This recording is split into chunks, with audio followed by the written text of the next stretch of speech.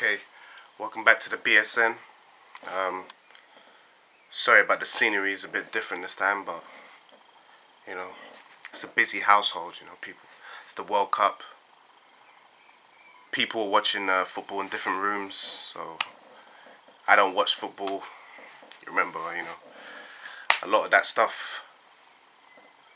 It's just entertainment, distracts your mind from the truth. But I'm not gonna get into that because I don't want to sound like some conspiracy theorist. If you like sports and watching TV, that's you, yeah. So enjoy yourself. But that's not me. Anyways, what I wanted to talk about was Ghanaian pastors and churches in general. Now, if you're not Christian, you might not find this interesting. So that's the disclaimer. I just want to let you know that. If you're not religious, you might not find this interesting. If you're interested in this topic, which will be about Christian denominations and good and bad pastors from Ghana or West Africa as a whole, or Africa, so then you find this interesting. What I want to talk about is a lot of Ghanaians, such as myself and my mother, we talk about churches a lot, and churches are very important. So when you meet a Ghanaian who's a Christian, not all Ghanaians are Christians. There's many Muslims from Ghana and traditionalist people. They might ask you, what church are you from? Now, to me, that's confusing to me, because this whole church thing goes back to what I was saying about the image, yeah? If we're all worshipping God, right? Why does it matter what church I'm from? Like, what does it mean to say, oh, what church are you from? I get confused by that, because I'd be like, well, I'm from Christianity, Church of Christianity. They're like, no, what church are you from? I don't have a church. No, you must be from a church. And that's what confuses me. Why should I be from a church? And when I think about those questions, it makes me delve deeper into the word church. Is a church meant to be a place with a pointed apex and a bell at the top, with the this Gothic style of architecture? Is that what a church is? Or is a church any place where Christians can meet? It could be in a hall, it could be in a park. I mean, what is a church?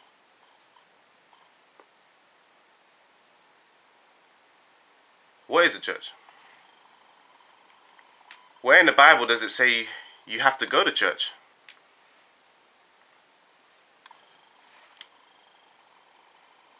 Obviously, I don't want to, make people stop going to church. I'm not saying that. I'm not saying that at all. But I'm just saying, sometimes we need to stop focusing on the image and words. Remember, words is the image of the meaning, right? So words is essentially an image. So when we say church all the time, oh, what church do you go to? What church? Is an image. It's like saying, what Bible do you read? Does it really matter? The main thing is, our hearts are pure and we're praying to God. Okay, we got to stop having these barriers, because that's a way in which pastors capitalize on Christians, because they will make you, not all of them, I don't want to generalize, but there's a lot of pastors out there who make you feel that the church you're in is wrong. You have to join their church.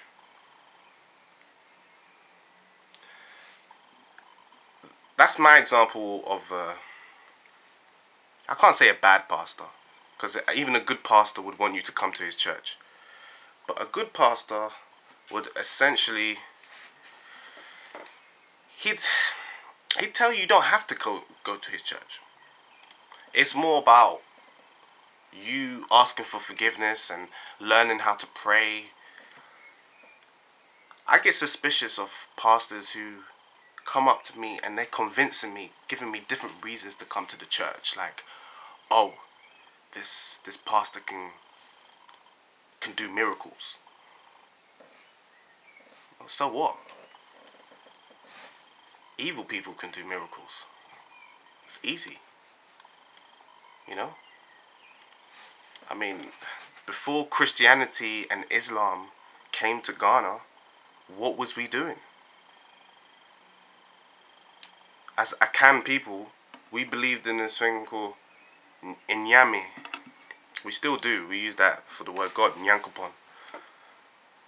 But we believed in a supreme being. And then you had lower gods. And we would use those lower gods to do certain things that are invisible to our eyes. Some things that we can't do. And in the way in which that will work is, I don't want to go too deep into that.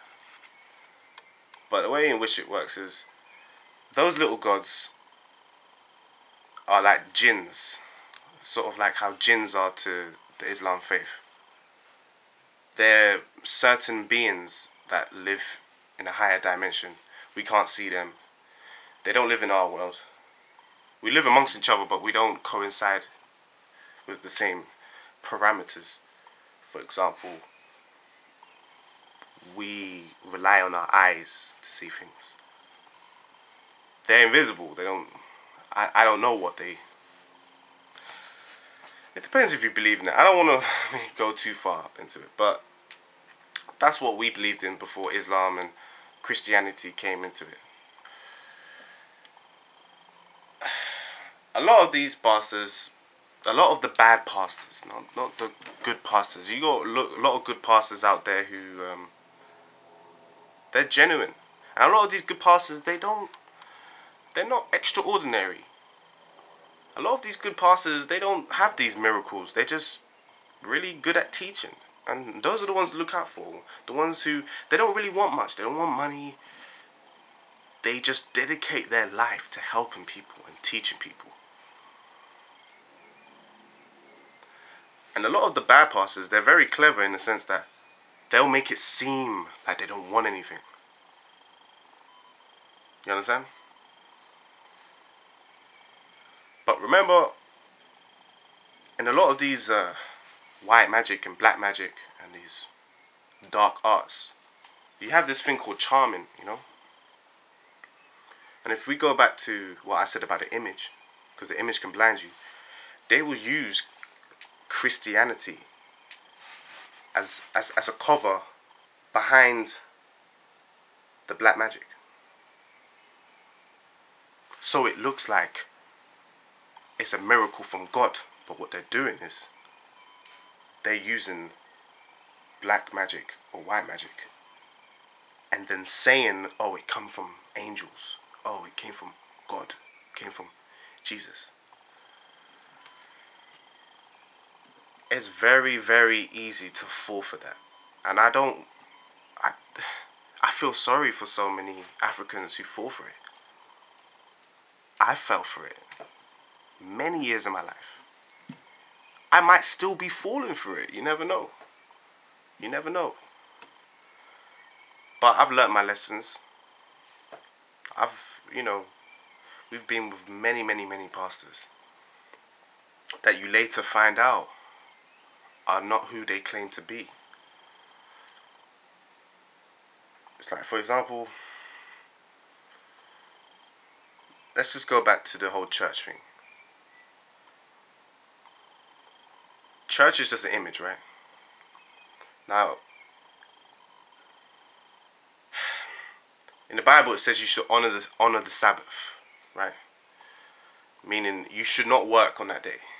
Yeah, don't work on the Sabbath. Now, I try my hardest to look in the part of the Bible where it says, on the Sabbath, go to church.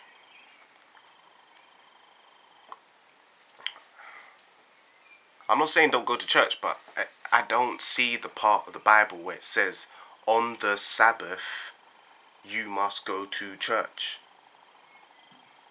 You try and find that in the Bible. I might be wrong. I'm not claiming to be some expert. But I've tried my hardest to find it. I still go to church.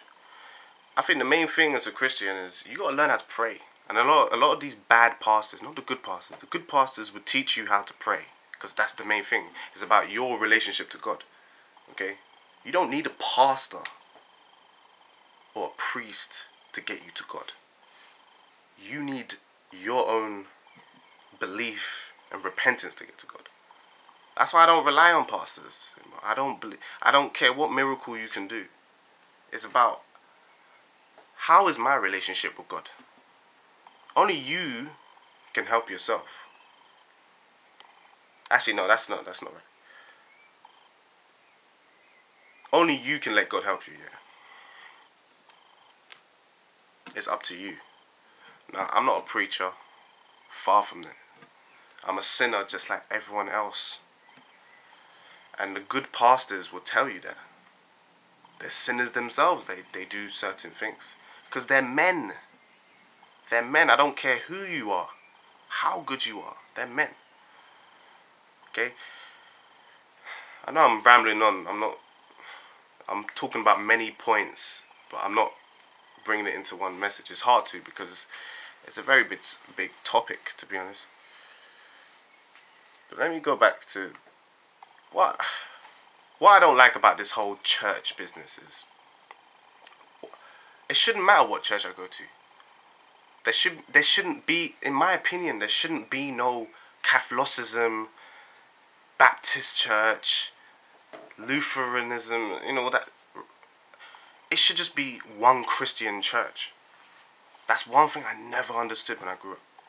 I grew up as a Catholic. I went to Catholic school. That's something my parents instilled into me. I done my Holy Communion, done my confirmation. I done the whole thing to grow up and realize, what does it mean for me to be a Catholic? That confused me. I was like, well, I'm a Christian. Why should I be a Catholic? It didn't make sense to me. I started to question certain things, like, why am I saying the Hail Mary? You should only pray to God. As a Christian, what Christians believe is you should pray to God through Jesus, right? Jesus is the way to God. That's the way Christians believe it, right? So why are we, as Catholics, why would I say the Hail Mary? That confused me. Then I looked at the images, the pictures of Jesus. And then I started to get scared. I'm thinking,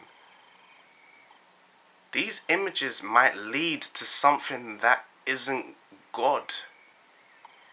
Because as I start to grow up, I don't look at things the way it is.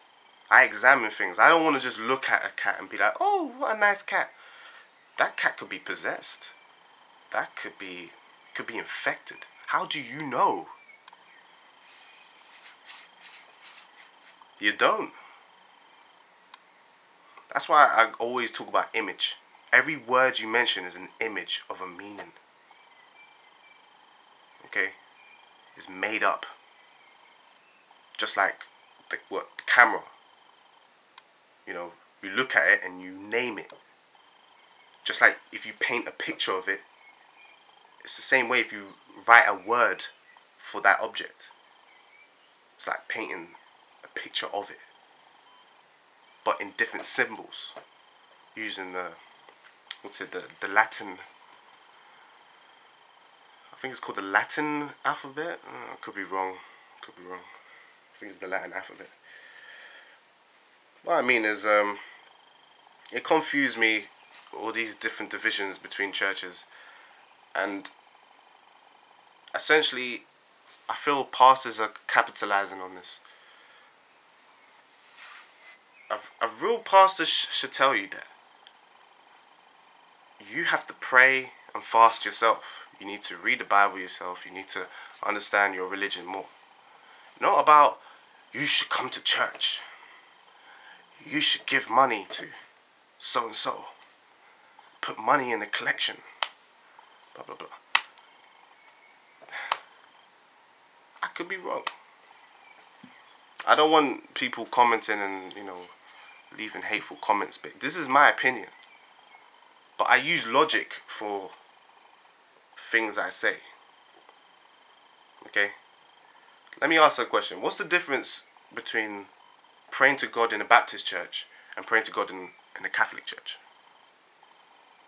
Think about it. What's the difference? If we're praying to the same God, all Christians, meaning of Christ, why do we, what's the difference? Why is it called Catholicism?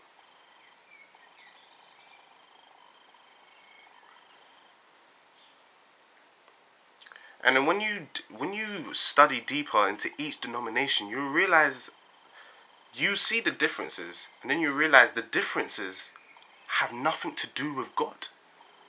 I'll use Catholicism as an example. If we look at some of the holidays in Catholicism, if you do your research, it dates back to paganism. It actually has nothing to do with Christianity. And I don't want to go too far. I don't want to ruin some people's perception of their denomination, what they believe in. But a lot of the holidays, the quote-unquote Christian holidays you think are Christian, not Christian at all. At all. Some of them date back to the same traditions which came to the reason why God wiped out the earth and started again in the Old Testament. We started worshipping idols. Now I'm gonna end on this note. Okay. I wish I had a dictionary on me right now. I have a dictionary? No, I don't. Alright, well, I don't know the exact definition of an idol. I know what it is, but I'm not an English teacher, so don't take my word on it. But an idol is an image to me. Yeah? Just like a celebrity. That's what an idol is. Something like you worship. That's like an object or a picture, an image, so forth. Yeah. God in the Bible, when you read the Bible, it's evident to see he doesn't like idol worshippers. If you look into the world the way it is, a lot of us worship television. We worship celebrities, sports. If you look at football, some people call it soccer. It looks like to me it looks like a ritual. That's why I stopped watching sports. It looks like a ritual. It looked weird. I was thinking, so, because I used to support football big time. You know, I used to be a Tottenham Hotspur fan, big Tottenham, and I used to think, would I go to a football match rather than go to church? There's only like 100 people going to church. Then you've got like 100,000 people surrounding a green pitch. And to me, it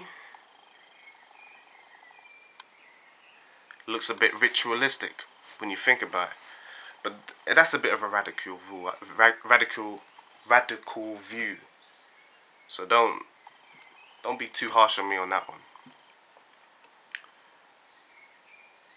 My opinion is, yeah, we need to be careful with what we do in Christianity. Okay? We need to stop with this whole different churches stuff, because I look at that the same way I look at idols, idol worshipping. Okay? To say, oh, I'm a Catholic, oh, I'm a Baptist. Why is that important? How come you haven't mentioned the word God? Why Baptists? Why Catholicism? Why? They're images, just like idols. A lot of the pictures you see of Jesus and Virgin Mary and all these things, they're images. Don't worship these images. You worship these images, they're idols. Same with these pastors. Don't worship pastors. They're images. They're just... sorry, they're not images, they're people. But if you worship them, it's like worshipping an image. You can't worship another man. Man didn't make you. They don't make sense. So I just grew up realizing that in the end of the day, a pastor is like, he's a guide. He's not God. He's not Jesus. He's just like you. The only difference is he knows more than you. He's got more wisdom, more experience. It seems that depending on what he's really doing behind closed doors, he's closer to God. And he should guide you to God. He's not God. You don't have to worship him. There's nothing wrong with church. It just depends on how the church is set up. Alright? That's why it's very important to know what church you're going to. What's their attitude? That's why I like going to these underground churches. The ones that have random names. They just opened up a church. It could be Holy Cross Church. It could be anything. They don't have a set doctrine. There's no doctrine. They didn't make things up. It's just straight. Let's meet up on Sundays, Saturdays, Friday, and we praise God. To me, that's the best type of churches. You don't have to give money. And that's good. Because some people can't give money. If you do have money, you should give money. But it shouldn't be mandatory to give money. Anyway, this is getting a bit long. Let me try and wrap this up.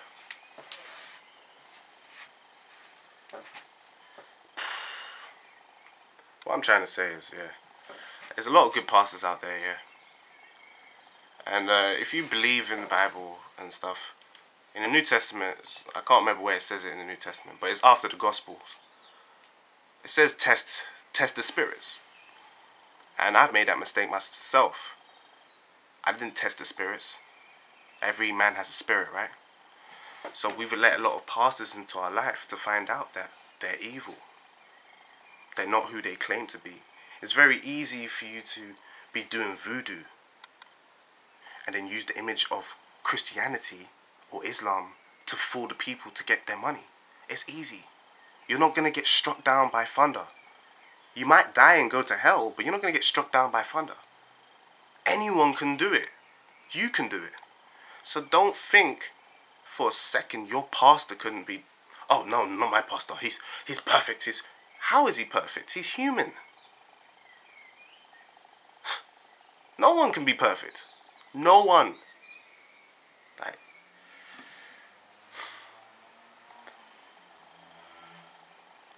And I think churches, pastors, and idols are very close together.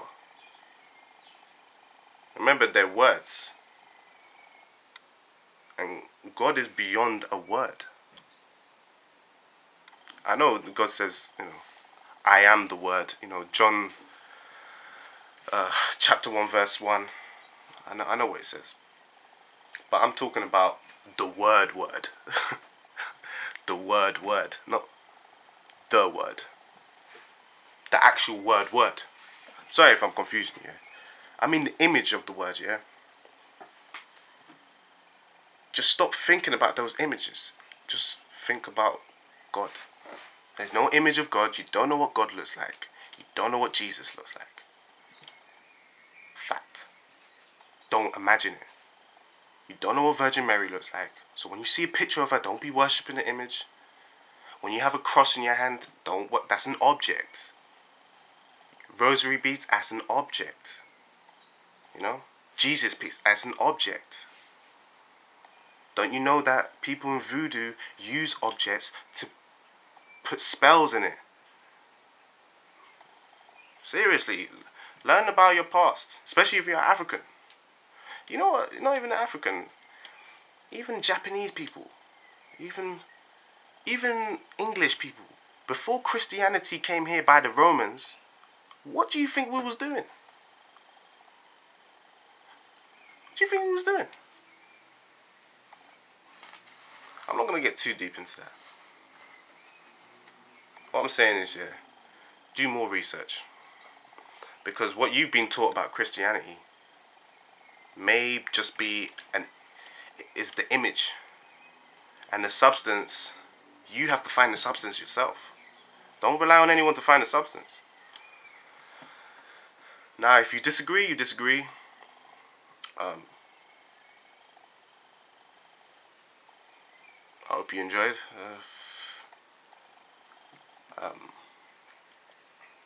Just remember here,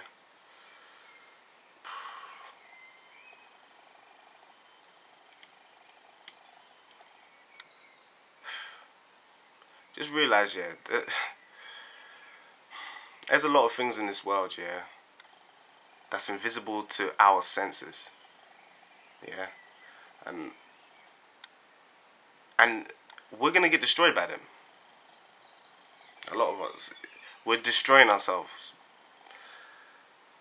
and it doesn't look that way because you can't see your soul.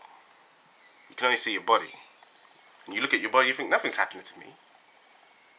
But every day we're not praying. You're leaving yourself at risk. Every time you're looking at a picture, praying to the picture, praying to an image, praying to an object, what are you praying to? That's not God. You can't see God. You can't feel God. God's everywhere. So why are you picking an object? You know?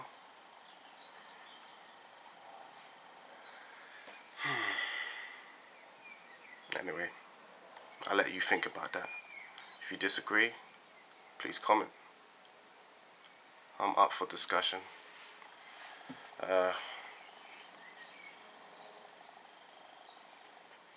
And yeah, don't leave no hateful comments. I like constructive comments.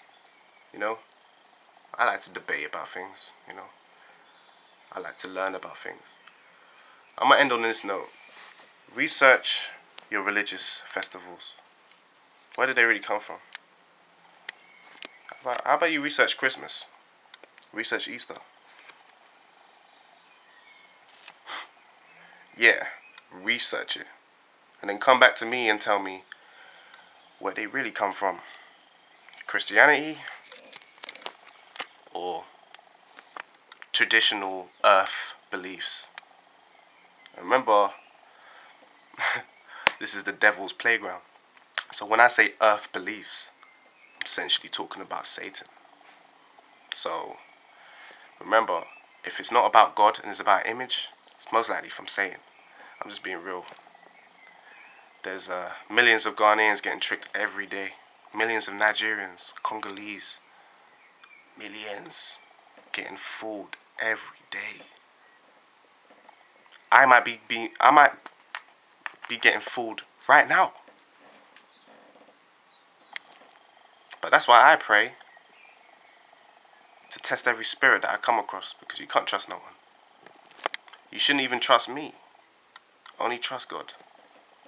Anyways, I sound like some pastor, bruv. Like, that's not the case. Anyway, peace. God bless. Yeah, peace.